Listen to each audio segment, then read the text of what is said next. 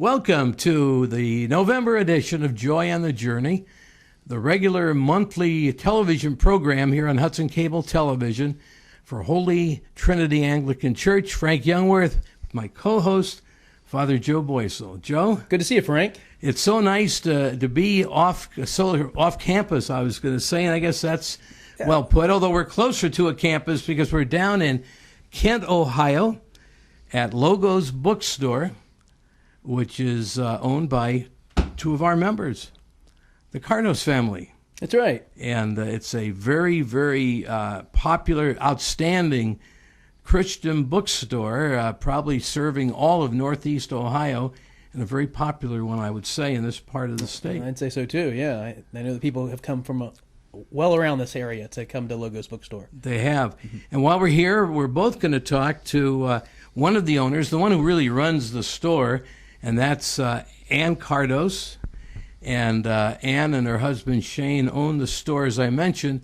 And we're going to talk a little bit to Ann about how the store came to be and some things about the store, some of their promoting. As long as we're here, we should tell people that Christian book giving is a wonderful Christmas present. Right. And here's a place to really come down and do some Christmas shopping. Yeah, it's more than just books, too. There's all sorts of home decor and figurines and music. Some baby videos. Clothing. Oh, yeah, lots of great stuff here. And then Joe's going to have a serious commentary along with Ann about some testimony she gives and has given in the past when she's had the opportunity where people came in here looking for some help. Right. And they're going to talk about that. And we'll kind of take a tour of the store, so to speak, in between. So I think it's going to be a really well received program, and I'm so happy that our boss over there, Abby Boycel, thought about coming down here because I think that's a great idea. So absolutely. Why don't you kind of mosey over and we'll take a look at some of the rooms here in the store, and when we come back, I'll have the owner and manager, Ann Cardos, talking to us.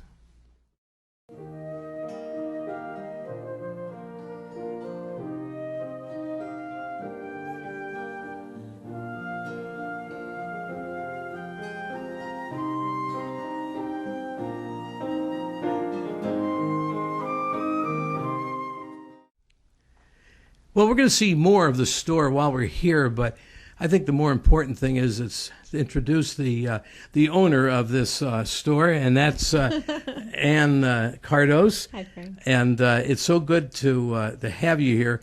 Let's chat a little bit and make sure the mic's up a little bit closer so everybody can hear that lovely voice of yours. Thanks. Now, this store is located exactly where here in Kent? We are right at the intersection of Route 59 and the split where 59 becomes Main Street. So we're kind of right on that point by all the car dealerships in Kent. So we're before campus if you're coming from Hudson, but we are a little like 1 mile east of Stowe.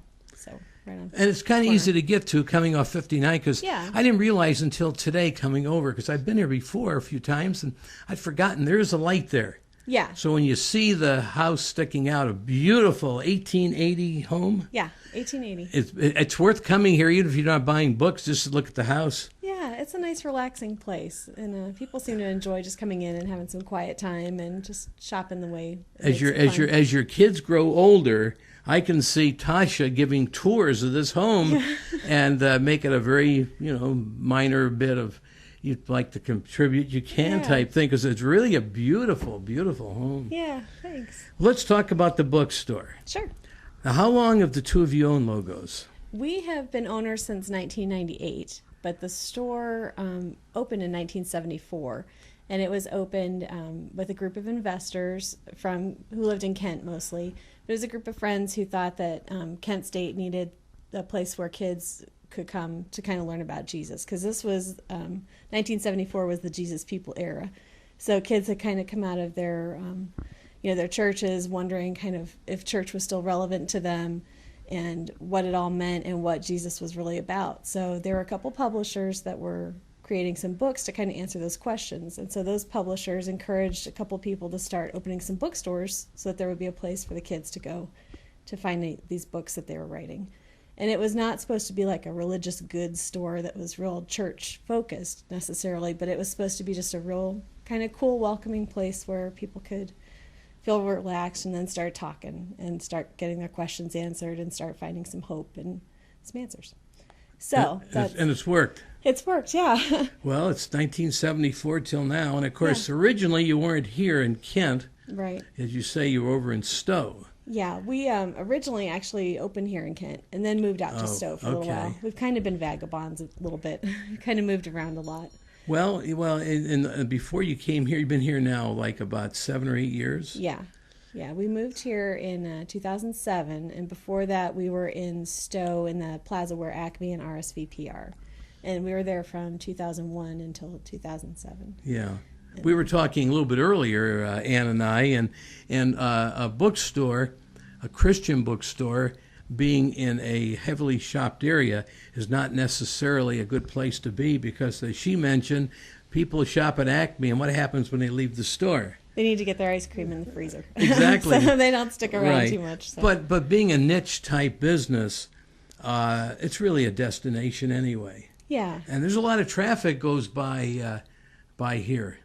Yeah, it's If busy. you had a big booming year, would you be allowed to put up a bigger sign so people could see it? Would Kent allow that? Yeah, they would allow that. So that's our phase 2 project. We're hoping to Is that be able to right? get a big Yeah, that's the only thing that I know, because people notice a house and then they say, "Oh, that's a Christian bookstore. I stop Yeah. by there sometime." Yeah. What's going on here during the holidays? I'm sure I think that being able to shop for Christmas is an advantage for a lot of people finding out about your wonderful store. Since we're on mostly in Hudson, there are maybe not as many people in Hudson who know about your store as they do down here in the Kent and Stowe area. Right. And boy, I'll tell you, as you and I talked about earlier, if somebody is buying a present for somebody who maybe is being baptized or confirmed, or just a good Christian family want to give their teenage grandson something to read that's a little bit better than what he would pick up at the corner 5 and 10, I was going to say, but they don't have 5 and 10s anymore. But anyway, Yeah. any special things going on during Christmas here? Yeah, on November 17th, we're having our Christmas open house, and that's actually going to be the 16th and the 17th, so that weekend. That'll kind of be our kickoff, and we're trying to make sure that we still kind of keep a little bit of a focus on Thanksgiving, even though Christmas and Advent are in people's minds right now too. But we don't want to make it look too Christmassy quite yet.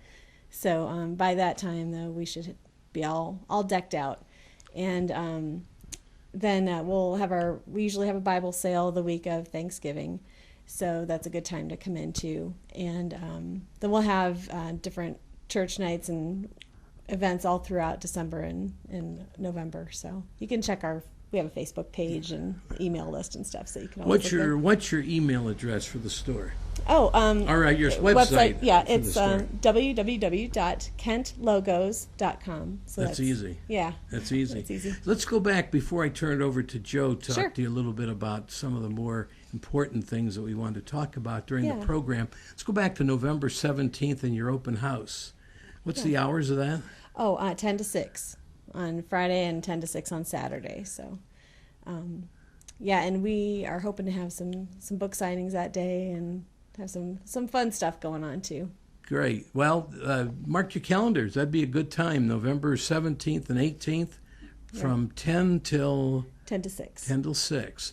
And right here on Route 59. What street do they call this? I call it 59. Yeah, 59 kind of runs past the store, but we also have West Main Street is actually our street address. It's 976 West Main Street. Because of the street we're looking at Yeah, right now. yeah, and that's the street where the parking is. Yeah, easy to find, and there's a good traffic light to help you make your turn.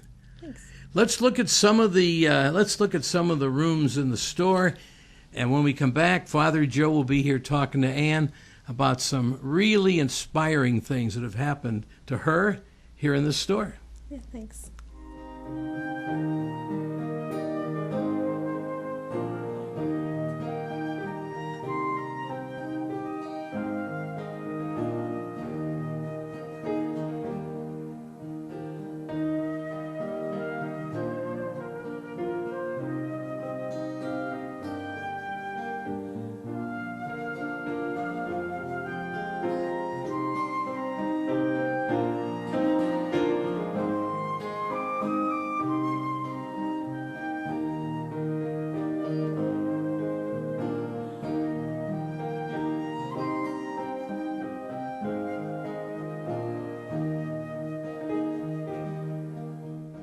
Well, Ann, it's great to be here. What a fantastic store you have. I almost said Thanks, sir. shop, store, and it came out almost together as That's one all word. But what a great store. And I understand that you all started really doing this about 1998. Is that Yeah. right? Okay. Yeah. That's funny because 1998 was the year that I went to seminary. So yeah, the first year that I sort of launched into seminary, you all were working here and starting it into this store. So Yeah. in a lot of ways, we sort of been in ministry at the same time or pretty together. You know, as a pastor, a lot of people, you know, all the pastors I know have the same sort of mantra towards their people, their congregants, that look, we're not the only ones in ministry. I mean, just because we wear funny shirts or, you know, wear a robe on Sunday or, you know, are in the pulpit, people even will call us a minister as if to say that other Christians aren't. And I know all the pastors I know really try to emphasize that point about everybody's in ministry. All Christians are in ministry together. Right. And I know that you all have a particular approach to that you feel like the store isn't just about a business to kind of, you know, put bread on the table and lights in the house or whatever, but this is a ministry. Yes, right? Yeah, yeah, it really is. Yeah. Have you had some instances where you felt like, you know, that was really confirmed, where you felt like what we're doing here is certainly ministry type work? Yeah, we've had several cases or instances. I shouldn't say cases. Right. But ever really since the inception of the store, there have been people who have come through the doors and found this to be a place that's different. Like if they had, you know, not been to church in a while, this is almost like their first step maybe back into church, where they could feel kind of comfortable to kind of start talking about things or start questioning things or start learning. And so kind of relating back to when we started in 1974, when it was still kind of like a little hippie store. Right. We had one girl who came in that, and my parents were the owners at that time, so I've heard this story since I was little. But she came in and said, "Wow, this place is like church without the rules." So fantastic. we don't want to Right. negate church, but we certainly feel like sometimes if somebody hasn't been able to come back to church for whatever reason in their hearts and minds they feel that way, then this is like one step to say, hey, come back, you know, it's time. And so but as we've moved along and as my parents retired and as we kind of took over, it's been fun to watch different other stories develop, and to feel like we've got a little place in people's journeys towards Christ, and that's really important to us. You're telling me a story about a guy who lived here when this was, I think it was like a frat house or a sort of a college house where a bunch of students lived, and how different the place is now from what it was then. Yeah, when we bought the house, it had been student housing before that, and a lot of old houses in Kent are student housing, but this one had been in really bad shape before the people before us bought it. So the people before us kind of fixed it up, but everything had been painted black. It was real oppressive, and it was, I guess, a really bad place. Right. But so bad that they were actually selling drugs out of the basement here at the store, and there had been fights and things, and we had a customer last year who came in and brought a whole bunch of kids with them, and I kind of welcomed them. I was surprised. It was the middle of the summer, and they said they were from Mentor, and that's awfully far from Kent. Kids like teenagers? Yeah, or? Teenagers. Okay. And the man said, well, I've got an interesting story about this house. And it turns out he was one of the kids who lived here when it was student housing. And he had witnessed a murder that happened outside in the parking lot. And just so you know, it's nice and safe around here now. But come down anytime. Things have changed quite a bit since those days, right? Yeah, but it was bad. It was a drug fight, and there was so a young man had been stabbed out in the parking lot, and this man who was shopping here said that he witnessed the whole thing, and having that life-changing event happen made him kind of rethink his whole mortality and his relationship with God, and he started going back to church and started to feel like he needed to be a youth pastor. So as it turned out, these kids were his youth group, and he was bringing them home from camp. Great. And he had heard through the grapevine that the store, or that his old house where this murder had happened, was now a bookstore, and it was a Christian bookstore.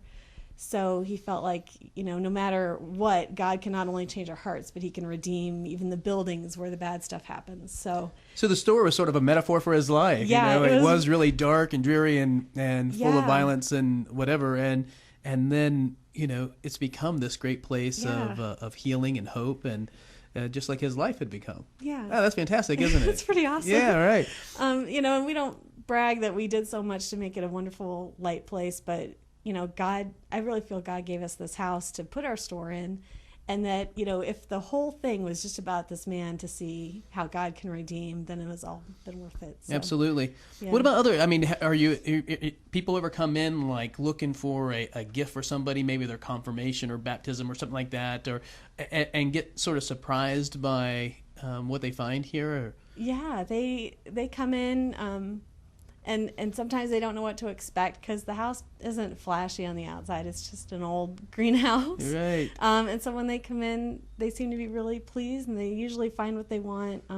We hope they do. And we've had I'll tell you, our cards are really cheap here. They're like 99 cents. Not that that's a commercial, but Oh, these greeting cards. we have greeting cards Oh. for 99 cents. So Oh, you that can- brings people in. Right, absolutely. And in one case, I had a lady who came in to buy cards, and she brought this stack up to the counter, and it was a huge stack, like 12 greeting cards. And I was like, all bubbly, I'm like, oh, look at you got a great deal today. And I was being all smiley and stuff, and I realized she wasn't making eye contact, and she wasn't smiling, and this was not Oh, no, what did I something say? good. So Right. I looked down, I'm ringing up her cards, and they're all sympathy cards. And I realized, oh, there's more here, Right. And so at that point, I was like, are you doing okay? And she burst into tears. And I said, I'm so sorry. I didn't know, what you're going through. And it was a sudden death. And, she was broken. And so, Right. the nice other part of our store is that it's quiet here.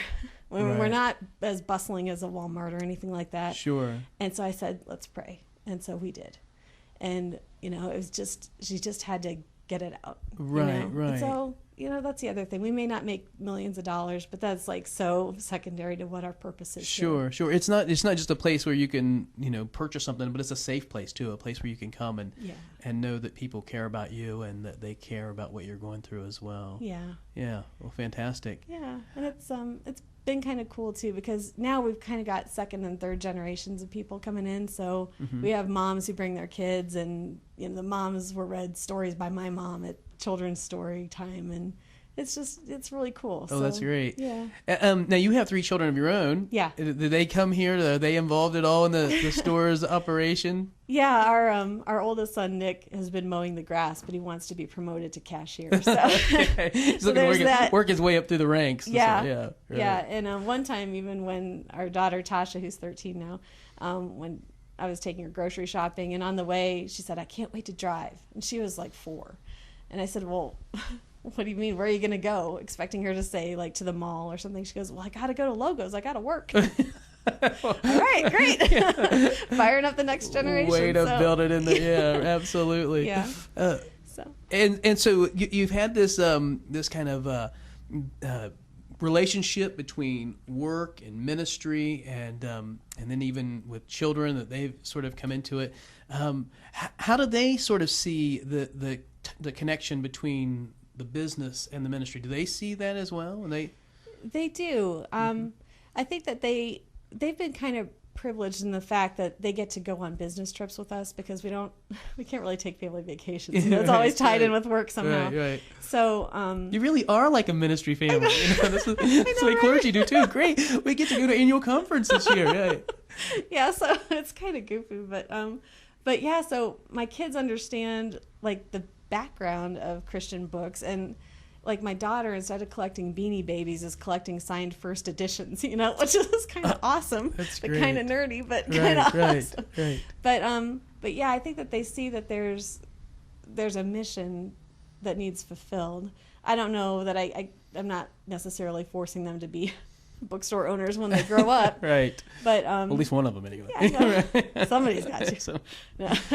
But our oldest son, Nick, is also writing a book. And so he said that he didn't want to make it available on Amazon. He only wants it available at independent bookstores. Oh, what a great! I'm like, that's my boy. Yeah, there absolutely. So, yeah. And that is something. I mean, there obviously is this kind of mass marketing event that goes on through electronic publishing and everything. Yeah. But books aren't going to go away. I mean, we're still going to have books. There's still a need Yeah. for hardback literature, and so I mean, there's good that he senses that tension and that Yeah. that value even of books.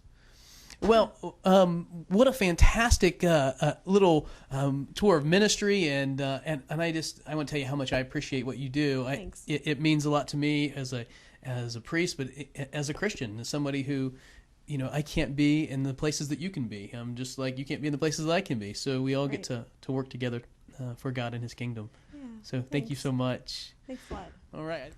Good interview. Hey, thank you. Yeah, that was really good. Very inspirational. I appreciate that. Yeah, what did you gain from it?